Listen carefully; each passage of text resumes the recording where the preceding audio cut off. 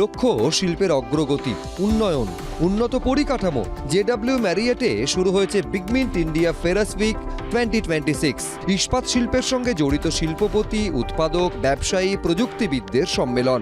শিল্পে কিভাবে নীতি নির্ধারণ হবে, কিভাবে বাণিজ্যে গতি আসবে, বিনিয়োগ থেকে পরিকাঠামো, এই সব নিয়েই মূলত আলোচনা শিবির। जो कॉन्फ्रेंस है वो सारे मुद्दों को टच करेगा, रॉ मटेरियल के मुद्दों को टच करेगा, टेक्नोलॉजी के मुद्दों को टच करेगा, एआई कैसे स्टील में आ सकता है उसको टच करेगा। तो ये सारे मेजर मुद्दे हैं और साथ साथ लोग जब आते हैं तो एक दूसरे से नेटवर्क करते हैं और नेटवर्किंग से वो अपने बिजनेस को बढ़ा सकते हैं।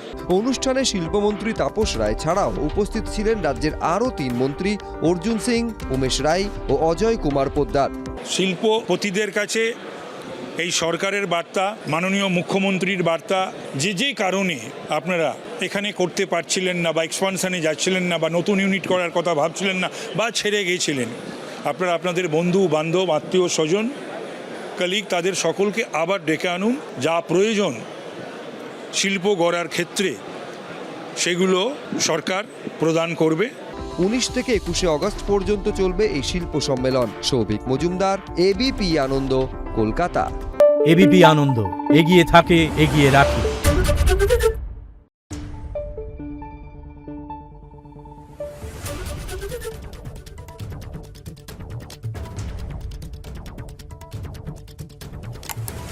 Thank you.